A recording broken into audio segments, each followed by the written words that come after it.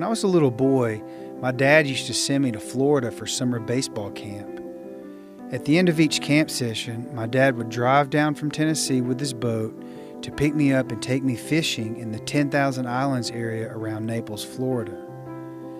I have so many fond memories of catching speckled trout and bonnethead sharks and mangrove snapper, along with chasing fiddler crabs and being mesmerized by the manatees that swam through the mangrove swamps.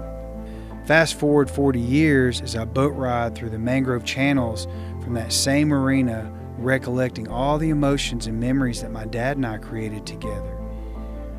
With each manatee sighting, I can only wonder if the adult cows are some of the same calves that I saw way back when. It was then that it dawned on me how important the Florida Everglades are to my life and perhaps to my children when I bring them here to show them this amazing ecosystem. Everglades restoration is incredibly important for South Florida. Really, it's about South Florida's water supply. 9 million of us in South Florida depend on this ecosystem for our daily water supply. Agriculture, other industries also derive their water from this ecosystem. From an environmental perspective, we know that sending more water south through the Everglades and dumping less polluted water to the east and west benefits our estuaries. That directly affects the quality of our fishing and boating, as well as real estate values.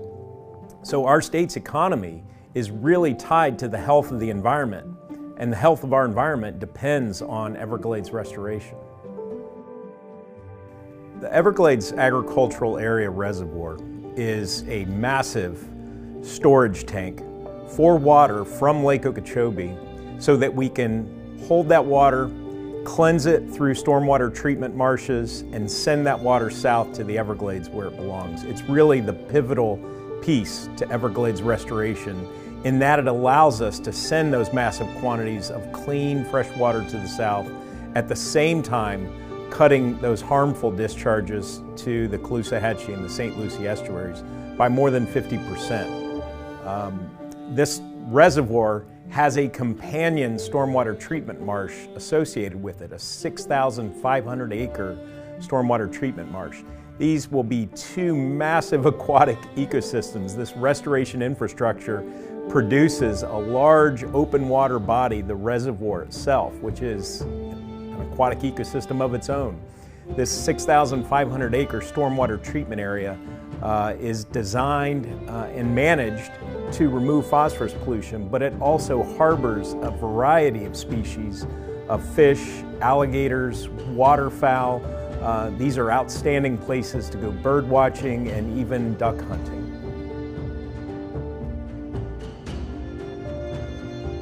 You know, this is kind of a microcosm, if you will, of Everglades restoration. You know, y'all are about as close as it can be to natural, short of just knocking everything out and letting it roll. But how does this relate, or how does the success here with waterfowl hunting relate potentially to some Everglades restoration that we're all talking about? One of the big things we always talk about in Everglades restoration and in water going into Florida Bay and things like that is the idea of nutrient load. And so being able to hold water here and it gets uptaken by the grass we're standing on or whatever, cattle will graze it, we'll export those cows out, so you can actually filter nutrients out. It's similar to the way an STA works, almost like a kidney. An STA is a government-run, a stormwater treatment area, and we get to hunt those as quota hunts, and those are some of the best hunts in the country, in my opinion, for public land. You get a huge variety of ducks out there, but those are like a real slow-moving kidney, and it's filtering the water through cattails and cara and whatever other plants we got out there. So it's similar to what happens here. You know, we can hold water and let it slide down, and it's being filtered out as it moves down, and so the water will come off cleaner than it goes on. To understand the value of Everglades restoration, in particular the Everglades Agricultural Area Reservoir, you have to understand how the ecosystem worked historically. And it was connected to Lake Okeechobee. During wet season periods, the lake would rise, it would spill over to the south. That was an annual phenomenon that continued to nourish not only the river of grass and the wetlands to the south, but also maintaining proper estuarine salinities in Florida Bay and along Florida's southwest coast. What this restoration project does is it allows for us to mimic that natural hydro pattern of reconnecting flows to the south, ensuring that the system doesn't dry out, and reducing the frequency and severity of hypersalinity conditions in Florida Bay that we know to be devastating to the habitats down there, especially the seagrass beds. So this restoration project helps us to reconnect the lake back to the south and all the way south to Florida Bay and the Florida Keys.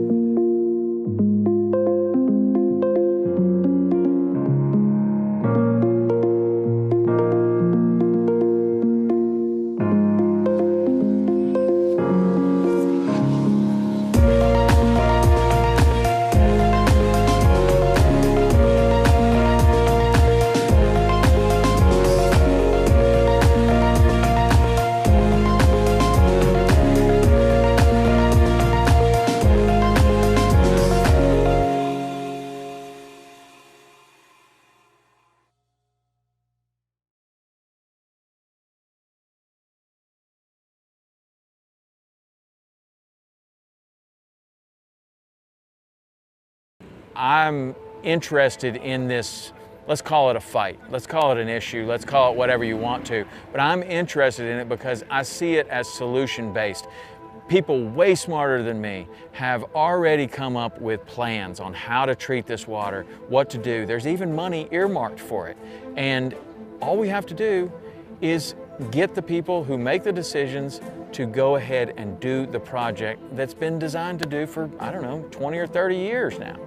And so, in my mind, we're dealing with an awareness campaign at this point of letting everyone in Florida know what is going on here. And it's not just Florida, because Florida is important to all of us. People want to come, whether you want to come down and go to Disney World, or you want to come down and go fishing, or you want to come and go scuba diving in the Florida Keys, or whatever recreation you want to do. This is a really, really, really important issue because it affects the entire state and it affects the water quality for all of us. One of the great things and what I do isn't just the fishing and the hunting and all that, it's the people that I meet along the way. I've fished from people from all over the world and all over the country. And the common thread that most of these folks have that I've encountered is a great love of the outdoors. Whether that's just to get out in the water, out on the boat, get away from a cell phone signal, see some rays or some dolphin or catch some fish. It's a common thread. The beauty of all that is most of the people that I fish are on vacation. So they're already in a great mood before they start. They're open to learning new things, seeing new adventures, and having an experience. And that's where I come in. I realize that as much as I love the fishing and showing people fish, to be able to take someone out and give them a first experience or a memory that's going to last a lifetime is something that you just can't buy. So the Everglades, I mean, when it all comes down to it, without the Everglades, there is no Florida. The Everglades is the heartbeat of Florida. Everything is intertwined here, and the water quality is a huge, huge thing here.